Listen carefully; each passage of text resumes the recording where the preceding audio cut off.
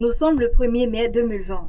C'est la fête du travail ou la journée qui réaffirme haut et fort les droits des travailleurs. Mais derrière chaque droit se cachent des obligations. Les journées de travail chômé payé, comme on le dit férié, ce sont des jours légaux au cours desquels l'employé peut s'abstenir de l'exécution de ses obligations professionnelles, notamment l'accomplissement du travail. Je pense, sauf erreur de ma part, qu'il s'agit de 11 journées qui ont été légiférées par le législateur guinéen par rapport aux jours fériés, chômés, payés. Ce sont des jours où normalement la personne devrait venir travailler, mais la loi décide que ces gens-là ne devraient pas travailler ces jours. À dire maintenant si un salarié est obligé de venir travailler les jours fériés ou pas, je pense que c'est le principe de la bonne foi qui devrait trancher. Lorsque vous sentez que vous occupez un poste qui exige votre présence, même quand ce sont les jours fériés, vous devez venir. Lorsque par exemple quelqu'un qui travaille au niveau de l'hôpital refuse de venir au service des urgences pour dire que c'est un jour férié, ce n'est pas possible parce qu'il faut au moins un service minimum et il y a aussi le principe de la continuité du service.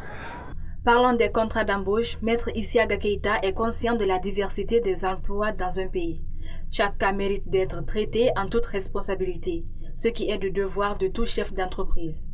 Bon, le contrat de travail n'est pas obligatoirement écrit. Ça peut être même verbal. L'essentiel est qu'il y ait un certain nombre de critères qu'on appelle les faisceaux d'indices, notamment le critère de subordination, le critère de rémunération et le critère bien sûr qui consiste à fournir le travail pour une personne en contrepartie du paiement d'un salaire.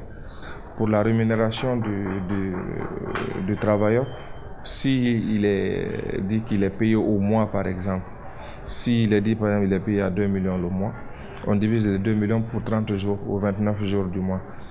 Donc ce que ça donnera, on répercute ça sur le nombre de jours effectivement travaillés. Celui qui a un contrat par exemple qui est payé au mois, lorsque il y a les jours fériés, cette personne aussi aura droit à ça. Mais pour quelqu'un qui travaille au jour, il ne peut pas réclamer par exemple le paiement d'une indemnité journalière alors qu'il n'a pas travaillé.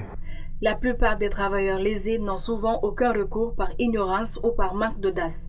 Pourtant, il y a bien des structures spécialisées pour trancher en cas de litige. Il faut savoir déjà que le droit ne s'octroie pas, ça s'acquiert. Donc, si vous estimez que vos droits ne sont pas respectés, c'est à vous de revendiquer vos droits et de les faire respecter. Lorsqu'il y a un problème entre l'employeur et l'employé a la possibilité de saisir l'inspecteur du travail pour lui soumettre le problème.